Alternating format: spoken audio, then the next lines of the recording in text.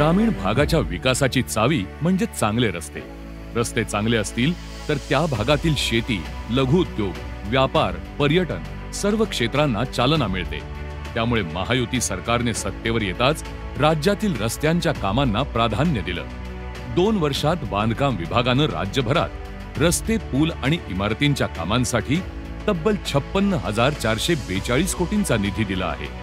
नंदुरबार जिल्ह्यातील अक्कलकुवा विधानसभा मतदारसंघात बांधकाम विभागानं केलेली कामे पुढील प्रमाणे: राज्य मार्ग 8 ते नवागाव ते मनखेडी रस्ता येथे मोठ्या पुलाचे बांधकाम. अतिदुर्गम आदिवासी भागात हा पूल बांधण्यात येत आहे. पावसाळ्यात हा रस्ता वाहतुकीसाठी बंद असायचा, मात्र आता पुलाचे काम झाल्यामुळे हा रस्ता पावसाळ्यातही वाहतुकीसाठी सुरू राहत आहे. पहिले कसं पाऊस पडला तर आम्हाला पालघ्याकडनं फिरून जावं लागतं किंवा मग तोंडाड्याकडनं फिरून जावं लागतं, तर आम्हाला दर्गाला जायला पण थोडं लांब पडत होतं.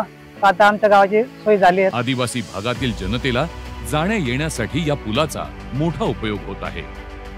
शहादा दरा धडगाव मोलगी रस्ता. आधी रस्ता पावसाळ्यामध्ये पूर्ण खराब होत होता, खड्डेमुक्त होता. आता तर पावसाळ्यातही रस्ता व्यवस्थित असल्या कारणाने आम्ही आता सुखरूप जिथं जायचं, जिल्ह्याच्या ठिकाणी जायचं असेल, नाही जायचं तिथे आता सुखरूप व्यवस्थित पोहोचतोय. राज्य सीमा ते रोशमाल, खुर्द, धडगाव, कोठार रस्ता. अतिदुर्गम आदिवासी भागातील हे रस्ते आहेत. छोट्या छोट्या गरजांसाठी त्यांना रोज ये-जा करावी लागते. रस्त्यांची कामे होत असल्यामुळे आदिवासी लोकांचा रोजचा प्रवास सोपा झाला आहे.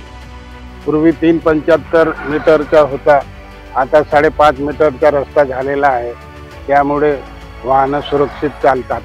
या रस्त्यामुळे धडगाव बाजारपेठ, ग्रामीण रुग्णालय याच्या संपर्कात येऊ शकतात. रहदारी वाढलेली आहे. खड्डेविरहित रस्ते असल्याने चांगला अपघात टळलेला आहे. ग्रामीण भागातील जनतेला आवश्यक सुविधा उपलब्ध करून देण्यास महायुती सरकार कायम कटिबद्ध आहे.